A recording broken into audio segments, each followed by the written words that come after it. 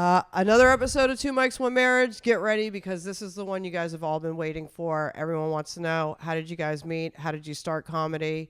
It may not be that funny, but God damn it, will it be insightful? Yes. It's Learn informative. It's our origins. Origin story episode. Our origins of how we started comedy and how we came together. This is how it all came to be. It's the origin of all this hilarity. You're going to learn about it right now.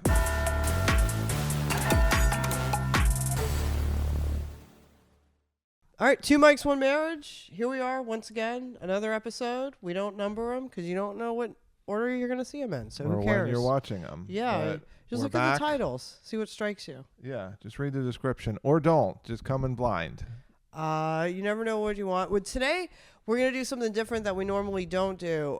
We've gotten a lot of questions about two things, like the comedy, like how we started in comedy. People see the comedy clips and they see the podcast and it kind of pulls it all together for them, but they're not sure. They're like, how did this amazing chemistry come together? We get what asked was that the birth of this creative probably 10 times enigma. A day. People stop us on the street and ask us.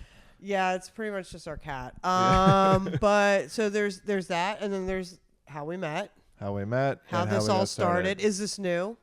Are we actually married? Yeah. There's a lot of questions. Do we even know each other? Yeah. Is this just for TV? Is this AI? It's all questions that we get asked. We put together by the studio. Yeah, no, it's but this is all very, very real. Yeah. Is it real? And it has real origin. So we're calling this the Two Mics, One Marriage origin stories. Right? That's good. Why are you laughing? No, it's good. It should come up with like a sparkle. Origin story. Yeah. No, everything should have like a title. Yeah, and a sparkle. Yeah. I think bling, maybe Joey could put that in origin stories. Bling. Thank you, Joey. Love you. Okay, so you don't have to do that, Joey. Shut up. First of all, like it's crazy because now when everyone knows we're together, like in the comedy scene, it's a little bit of a tougher grind for me because I was a comedian before I met Dan. That's and true. We'll get back to how that all started. But now people really don't know that, and Dan is clearly the more likable and popular out of the two. Disagree. He's the star. Everybody loves him. Boys, girls. Oh, because I'm okay. Yeah, no. He gets different types of greetings and hugs from girls when I'm not around. And we know that. It's okay. Yeah, when you're around, it's like, it's like a handshake. It's like, hello, Mr. Long. And it's everyone's flirtier. a little fearful, as they should be. Remember, I'll cut a bitch in a second. Go ahead, fuck with me. But no, so I appreciate the respect in general. But even the guys, man, I'm going to say, like, there's a lot of dudes on your dick on the South Florida scene. They love you. Yeah, the greetings are also different when you're not around. We kiss on the cheek. Cup happens. Yeah. We touch tips. Yeah, it's a whole thing. No, like this comedy marriage has been amazing from the standpoint of what you bring to the table. What's been a little bit more disappointing or frustrating is now I'm just known as your wife. There's Dan Long, the South Florida comedian. And now, even though I was doing comedy well before I met you, I was already a feature when we met, but that's beside the point. Doesn't feel beside the point. No, well, it would be, but then like now I'm brought to the stage sometimes, like comics, not just at open mics, which is annoying enough, but even on shows, my credit is that I'm your wife. Well, I get that. And that's really like, so annoying. If you do that, if you're watching, if you're one of those people who have done that to me, fuck you. I'm more than that. So much more. Yeah, thank you, honey. And I understand why that's demeaning, but at the same time now, we do have a podcast that we do together and a duo set. So us being more intertwined is part of what we're doing, though, too. Yeah, but nobody hardly ever brings you up as my husband. Well, I wish they would. No, well, I know you. I wish they would, because it's my greatest credit and my greatest accomplishment. That's right. And that's the episode, everyone. Well, I'm not saying you're wrong with that, but I'm saying, like, not only do people they'll say, oh, he opened for Andrew Schultz, like they have all these really cool credits that they'll bring you up on. Like with me, they'll be like, she's the wife of this guy you just saw. The guy that did the thing. Yeah, the tall before. guy you just saw. Or even worse, which is the very, very worst time it happened. I was brought up as his wife, and he hadn't even gone on stage yet. Yeah, that was weird. Yeah. There was no context. Yeah. Thank you, Dan. Dan, the producer, not Dan right here. Dan, the producer, knows how fucked up that is. He's been to enough comedy shows. They literally brought me up as his wife, and he hadn't been on the stage. No, and I'm not delusional. I'm not famous. No one in the room knew who I was. So, that you were brought up as Dan's wife, but I hadn't gone up yet. Yeah, that's messed up, man. It was dumb. Funny, but it's you not funny. So funny. mad. You roasted the host that night. Well, which was really did. Good. Yeah, no, he'll never do that again. Yeah. But it's just it's crazy. It's not fair. And like I said, greatest husband in the world. Thank you. But I just think I've done other stuff. You have. And you've done other stuff. So we were both comedians before we met each other. Yeah. So let's start there. There's the comedian origin story, and then there's the Mindan relationship origin and it all story. It all comes together. And very overlapping. Yeah. So when did you start comedy? So I started in 2010. Technically, so I started whenever it was my senior year at Penn State. Big stand-up fan. Growing up and stuff. Whatever.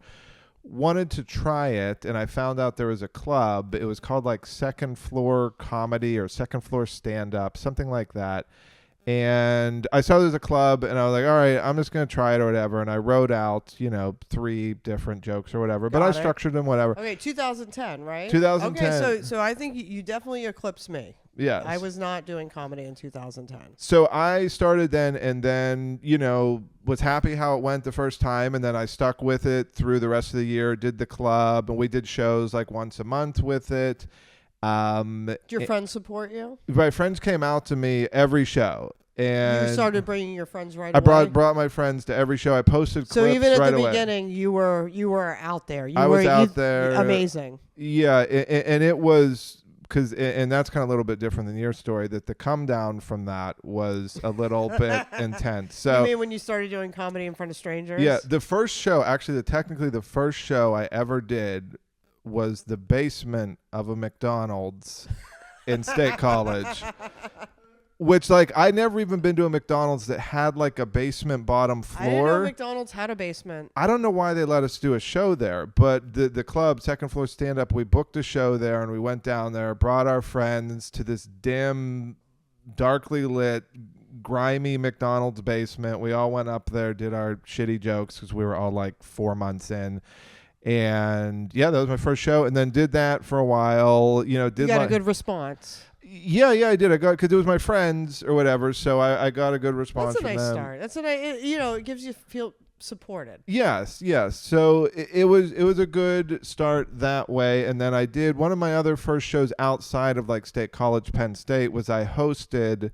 It was a comedy show the night before Groundhog Day, and it was 2 shows that night, which being only a few months in was a lot to do 2 shows in one night. I was panicking. Yeah, and there was a magician on the show, and I always makes a good comedy shows when you add a magician. Yeah, and not a good one. And I, it was bad. I was bad hosting, and I had no idea what I was doing.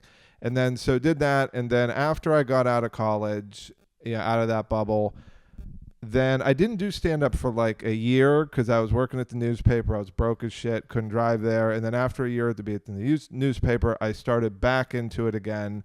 And then started... So you had a hiatus. I had a hiatus. You had the high from college. All the friends came out. You took a break. I had to because there was nothing in Punxsutawney. There's nowhere to do stand-up. Well, is that when you drove to Pittsburgh to do mics or not yet? So that's when I started. So I took the year hiatus. Then I started driving to Pittsburgh.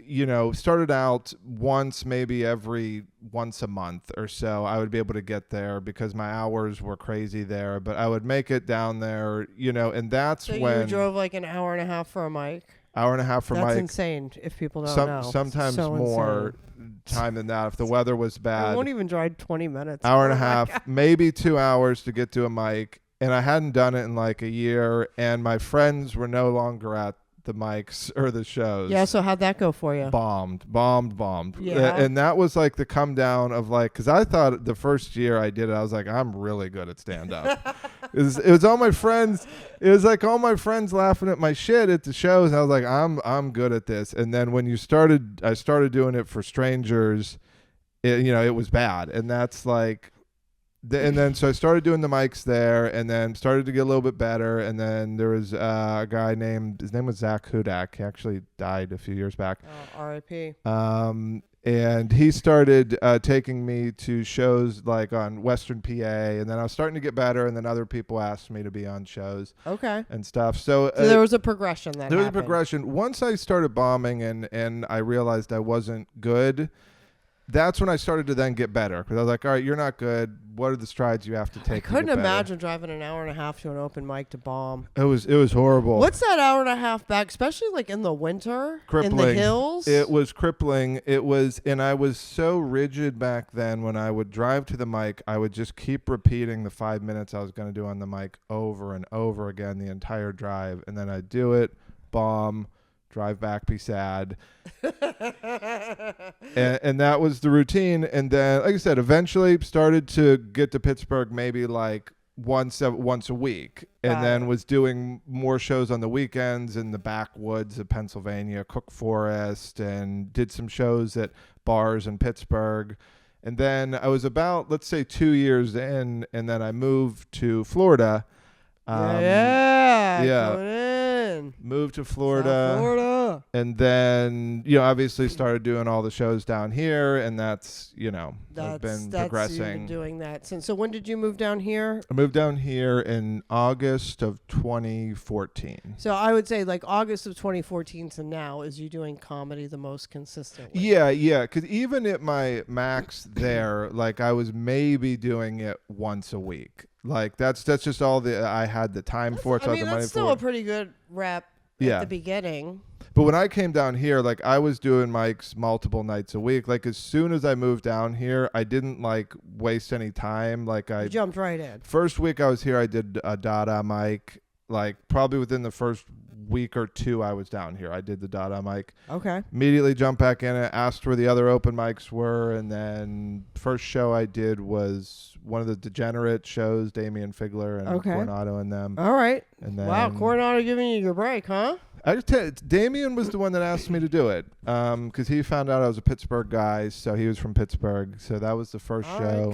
Creepy Tiki, I think, was the first show, and then that's where I did that Barry whatever show. Yeah, and then obviously, we progressed from there, and now we're doing F45s. Yeah, no. So it's all been up. Well, it's crazy because you did kind of start like a little bit before me, but we have very, very different starting experiences. Like I would say the polar opposite. Complete opposite. Yeah. So like I didn't know anything about stand-up comedy. I'm not really a stand-up comedy fan. I don't watch stand-up comedy. I mean, I watched a little bit when I was late for work up north when it was cold, but like nothing I would say invested. I had never seen a stand-up comedian. I had never gone to a stand-up comedy show. Which is insane that you... Because I'd been to so many shows. I went to ones at Penn State, and when I went to New York when I was younger, I went to maybe like the Cellar or something and saw shows. Like I was watching so much stand-up online, and you just weren't. It wasn't not engaged at all. No, I mean I would listen to more radio than probably stand-up at the time. Yeah, right? It was a long time ago now. Radio doesn't really exist, but nevertheless, like what happened for me is I had moved back to South Florida after being gone for like 10 years. Yeah. And I was reestablishing a social circle. I was trying to get involved in things. After being gone from someplace for 10 years, you don't have a lot of your friends still there. You have to kind of reset. And so part of that was I was writing a movie script.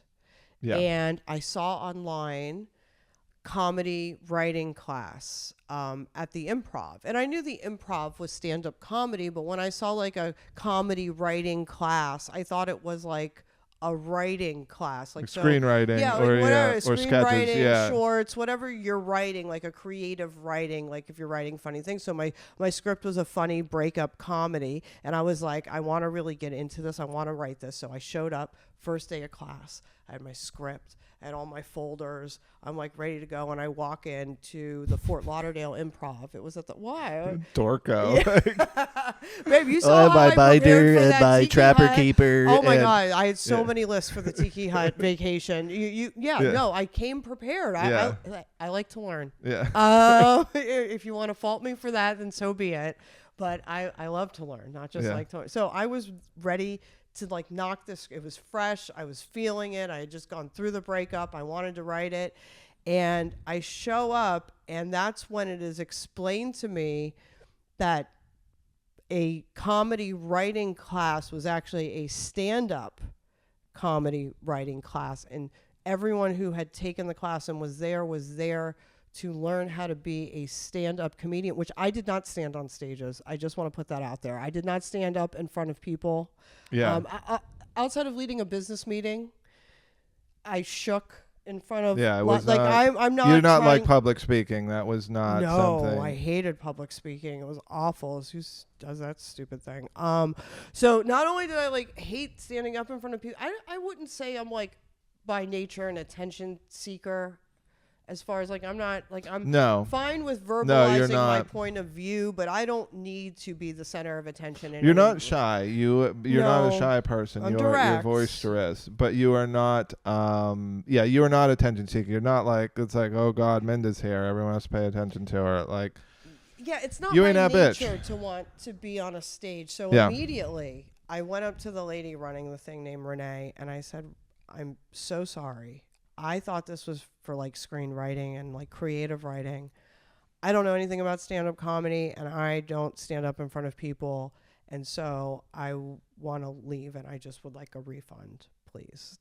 And she was like there, and she's like, just stay, do a class, see how you feel. And I was like, oh, I don't know. And then the instructor there, and even though he was a little too old for me, he was like a super hot older guy. And, I was like single, and I'm like, okay, so like what, I'm going to watch this super hot guy tell me how to be funny. Like that can't be like the worst thing. They're worse things. Yeah. And then I honestly was like, I'm going to stay for the class, and then I'm going to ask for the refund anyway, because I'm not getting up on that stage. And then whatever, it'll be like a night of something. Well, new. you did have the benefit of having a good teacher. No, his name was Dean Napolitano, and this was like, I don't know, 2012-ish. And you had, what's his name? Eric. Well, Eric Myers was the second one. But Eric Myers was the second. Okay. But that was, I was just like, you know what? This isn't for me, but let's see what other people are doing. And I did. I refused to get on stage. And then they convinced me that if I would get on the stage, they would bring me a chair so I could sit on the stage and I could talk to people like I'm talking now, which is a lot more natural for me than standing on a stage trying to do like a rehearsal. It feels natural if you up there with a chair. Well, it's a I didn't really show. understand the concept of stand-up comedy since I never watched it. Yeah. So I was just like, okay, well, if you give me a chair, I'll just talk to people with a microphone. Yeah, no, I just needed a chair. And they lied to me at that class. Oh, okay. Yeah, they said I was going to be so if you've never taken one of these stand-up classes, they do them at all the improvs, the Funny Bones, whatever, all the different clubs around the country. There's a lot of stand-up classes. Yeah, there's a lot, and you could take a class, and what happens is they teach you for 6 or 8 weeks how to do comedy, and then after that there's a show, and you get to go up and do your 5 minutes, and you're supposed to bring your friends and family out, and they support all the people in the class, and it's like a nice experience, and you pay for it, right? So I was like, okay, I'm going to do this, but I'm not going to do the show. And then they were like, yeah, just do the show. It'll be just like, you do it at the class. And I'm like, okay, fine. I'll do the show, but I'm not inviting my friends and family because clearly I'm terrible at this. Like, I knew I wasn't good. Unlike you were like ashamed. Yes, no, it was a secret. Yeah. It was. I told everyone I was taking a speaking class. No, I put out Like everyone, I was like, oh, I'm going for my speech class tonight to be a better business person. I put out multiple clips from my first show on Facebook. You can't. My first show was under lock and key because they pulled a switcheroo on me right before I was about to go up. So I had been told that if I would go through with this and I didn't have to bring anyone, that I would be able to sit up there like I normally sat. And right before me, this black kid went up named Finley Polonese, and love you, Finley, but like he had been subpar the entire class. And at this graduation show, he came out with all new material. I don't know where he got it from. He brought down the house to like, they were doing like the Arsenio Hall. Like he had so he crushed it. He crushed and had a section. He brought out a section of people of like 30 plus. They were like doing the Arsenio Hall thing. He brought it down, and then they're like, Minda, you're next. And I was like, what?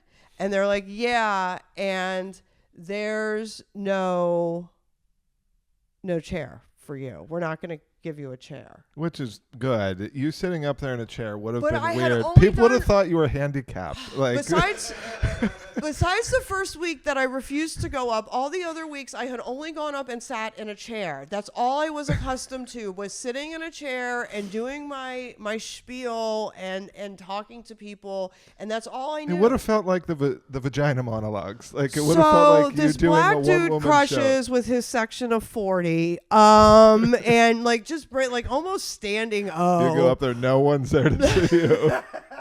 No, I didn't bring anyone. But everyone was nice enough about it. But I was so thrown off not having my chair, and I was so anxious, and this is so not for me.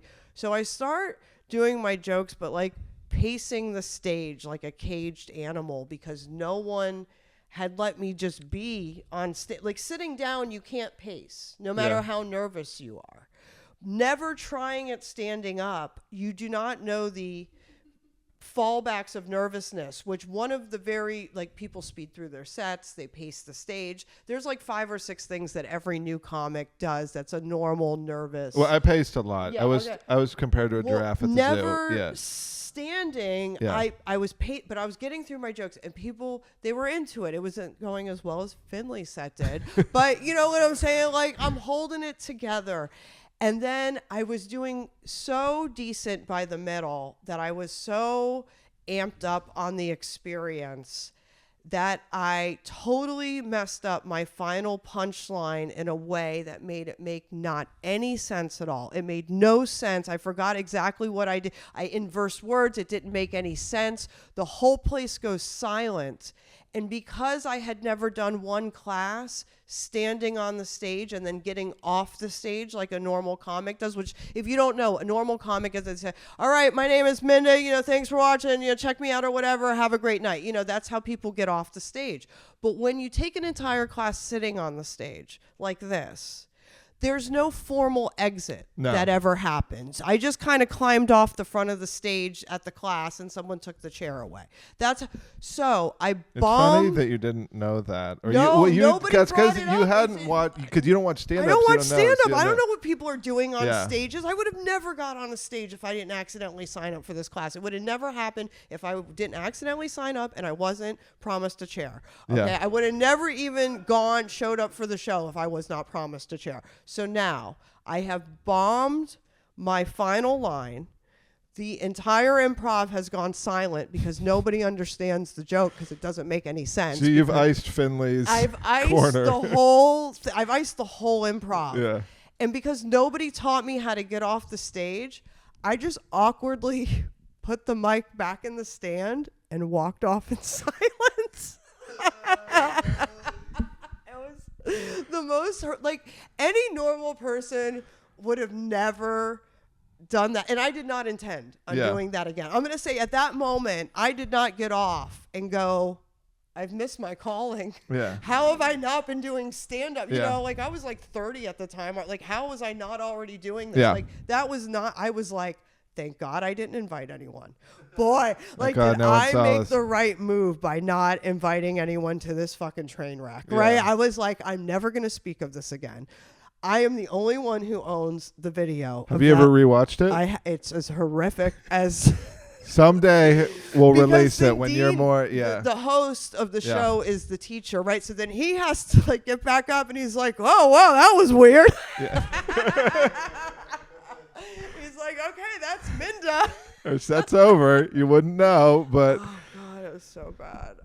well, that actually jogs my memory of a set I did. So within the first few months that I had been doing stand up when I was with Second Floor stand up, and it was one like for our friends. We did it at some room, like conference room at State College. Second floor. You went from the basement to second floor. Yeah. Well, it was this was on the first floor. This Okay. show, but it was like a Halloween show, and we were all supposed to do characters, and I was supposed to be like this rapper, and my name was $1/4, aka 25 cent. And I was, Okay, smooth, very smooth. so I was trying to do like hilarious. this 50 Cent parody, and what I did is like I wrote out this whole rap that I was gonna do, and I had these quarters taped to myself. They're glued on they're taped to my ears, they're taped to my nipples, and like You had quarters on your nipples? yeah. And I remember I went on stage, and I'm like, my ears, they quarters, my nipples, they quarters, and like I'm doing this rap, and I wrote out this rap. Didn't sleep the whole night before because I 'Cause wrote you it out. practiced it kept over and going over again? and over again. It's maybe 20 lines. I get 3 lines in, forget the rest of it. So I forgot the rest of it, and I'm just like, it's up there for maybe a minute and a half or 2 minutes, and I'm like, that's it, and I just got off, and it was weird because Did you have friends and family there? There were some friends there. And My what friends, was there? my How roommates did were how there. did they greet you after that performance? Well, they were like, it was good until you forgot all of it. They're like, the intro was good and the first few lines seemed funny. And I remember one of the comics was like giving me shit after. He was like, man, you gotta like memorize your stuff. And I'm like, I stayed up all night, and that's all I've done for the past You're too 14 tired. hours. That's why you exhausted So- yourself. But it was too early on in stand up to attempt something like So that. bold. So bold. Yeah, to like so an bold. entire I new get rap. that. Yeah, what I But- did really, what I wouldn't categorize as bold. So it was a total embarrassment. It was a nightmare. It was like one of those things that like for weeks I would just wake up in the middle of the night and I would think of it. Yeah. And you would think like You were how- traumatized by it then. Yeah, I was. And you'd think like how do you even get back to it from there? Yeah, what made you keep going? So I was after on that? a date and I was running out of conversation, and I didn't want to tell the whole embarrassing, horrific story, but I did like a highlight obscure version that just kind of included me taking this stand-up comedy class and how it was an accident. I didn't really go into the outcome. Yeah. But the dude I was with thought it was super cool. Yeah, Okay. no, like he was like dick hard after that story. He So kept that's why you stayed in it? gushing To get over- dick? Well, yeah, he was like, I could tell it was like it, and I thought, it never dawned on me before that telling other people that you even attempted something like this would be impressive. Yeah. But it is like, and when you do it, people are, oh my God, I could never, and I get it. Like I could never stand on a stage either. It took many, many hours of horrific, just bombing and like disappointment, and you just condition yourself to Yeah. go numb, Well, right? I so think that you that can just power through some people the get- embarrassment. Some people get into it for that reason, especially guys, because they think it's going to get them laid. But like, it doesn't for the first several years because you're awful at it. Like, if you take a date out to watch you bomb, she's not going to want to fuck you. Like, in fact, she's going to want to do the opposite. It's going to be hard to look you in the eye. Yeah. So like later in our careers. So, you yeah, know what I'm so- saying? so- Like that it was something. So anyway, and yeah, no. So a guy thought it was super hot, and I Yeah. thought to myself, well, it was challenging, Yeah. and I wasn't very good at it, but I did like to write, Yeah. and I thought this was a way I could write all the time about things and apply it. Yeah. And so I took another class, and it ended up being with a comedy genius named Eric Myers, rest in peace. Yeah. And he Monster. really, He was a monster. He really showed me he should have been a super famous, Yeah.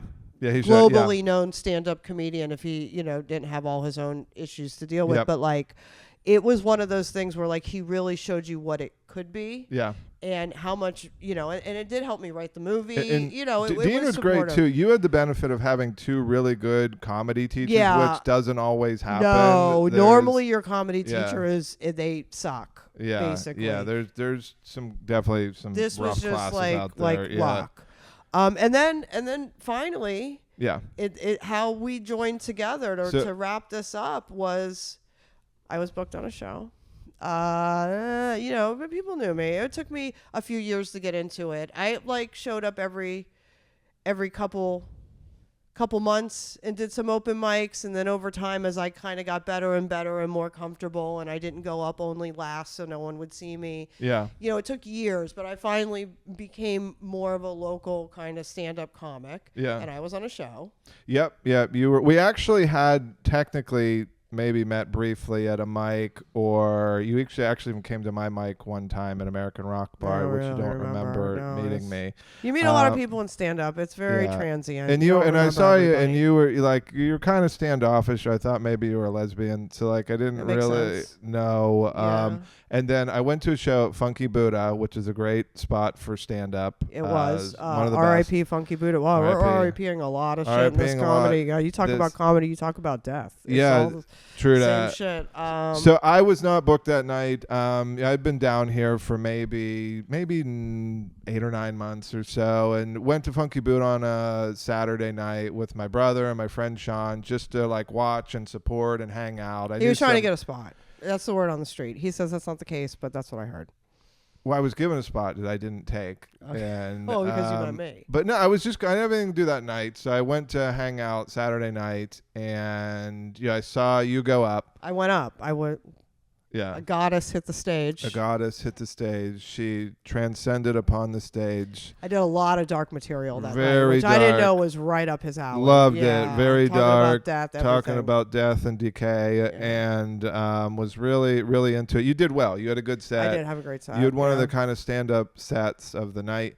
And then you got off stage, and then you were hanging outside. I was still inside, and then you did some joke, like your vagina joke. I did a vagina joke. It's about a vagina noise. It's about a new word. It's a really cool joke. But his friend Sean was chatty and came up to me outside in front and wanted to talk about my jokes. Yeah. So Sean was talking. Yeah, he had a lot of questions. A lot of vagina questions. Yeah, a lot of vagina-based questions. Makes sense for Sean.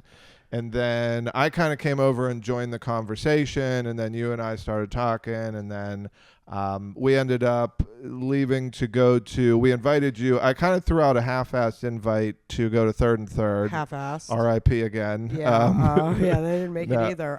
But him and his brother, okay, so it was him and his brother and his friend, and they were all like decent-looking guys, and I was single, and it was a day after my birthday, and I was like, hey, if 3 boys are going to a bar, and then they said the bar, and it was like 3 blocks from my house. So like I would have never just meeting you guys just went to some rando bar. The fact that you were going to a bar in walking distance of my home was so like, how are you going to say no to that? Like day after your birthday, 3 cute boys are inviting you to a bar after your phenomenal set at a local, I guess, it was historical at the time. People would wait in line. One of the best local shows going on. And then existed. So we went to Third and Third. You and I end up talking. And then my brother, kind of is off on his own. And he goes, well, hey, you're just going to give him a ride home. And he just kind of leaves. Well, he goes, can you just ride him home? I'm going to leave. And I was like, no, I was actually just coming here because this is close to my house. And he goes, oh, it's actually only 5 to 10 minutes right up Lake Ida, which is pretty close to where we live. And I was like, okay. Because now he's like a fellow comic too. Yeah. So I'm going to see him again. Like, even if this doesn't turn into like a love connection,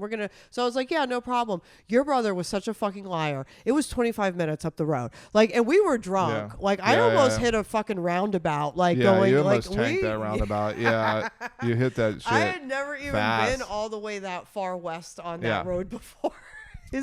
Such a power. He did like the wingman power move. Like, I'm not going to be like mapping it and be like, oh, it's 25 minutes. I just met you. Come stay at my house. Like, so I drove your ass home. Drove me home, and then I drove myself back home. Obviously, we started communicating, started dating. I put a lot of rules in place. He was down with everything. Yeah. We went into no other puss zone, and now almost 10 years later, here we are. Just A hilarious couple. Yeah, we started producing shows early on. We started with a bar, we started producing Comedy shows. Basement. Yeah, we did American Comedy Rock Basement, Bar, American which Rock came Bar, Comedy Level Basement, 2. Level 2. Laughing Spree Fest. Laughing Spree Andrew Fest. Schultz, Jim Norton. Down and Dirty shows at the Improv. We did that. Yeah. At all the Improvs. Now we're doing Don't Tell. Don't Tell. We've been doing for almost 3 years now. Wow, it's so crazy. And after all of that, my best credit is being your wife. That's all anyone remembers. That I'm married to Dan Long. This next lady coming to the stage, lady, they also think that's a credit. It's not a credit. Is married. I think it is. That's, it's just what I'm working through. Yeah. It's both true yet annoying. I don't need to be reminded at every open mic that apparently you are my best credit. You say it's about me, but nobody else says I'm your wife. So I hope people start bringing me up that way. Well, I hope so too. It's my dream. All right, so that's the origin story episode. That's how this all came to be. That's how we ended up doing this. Not particularly funny, but insightful. You know what I'm saying? Like they say you need a balance with the podcast. We were being too hilarious and we were going too many places. And they're like, what about you? Yeah. So now Give they know us about a us. boring recount of your origins. No, it wasn't boring. It was interesting. And look how we've meshed together all the way to 2 Mics, 1 Marriage here on Laughing Spree Studios. Yep, you know what to do. Follow us, like and subscribe, comment, all the things. Yeah. Love us like we love each other. Yes. Please let us be your best credit. All right, 2 Mics, 1 Marriage. We out. Bye.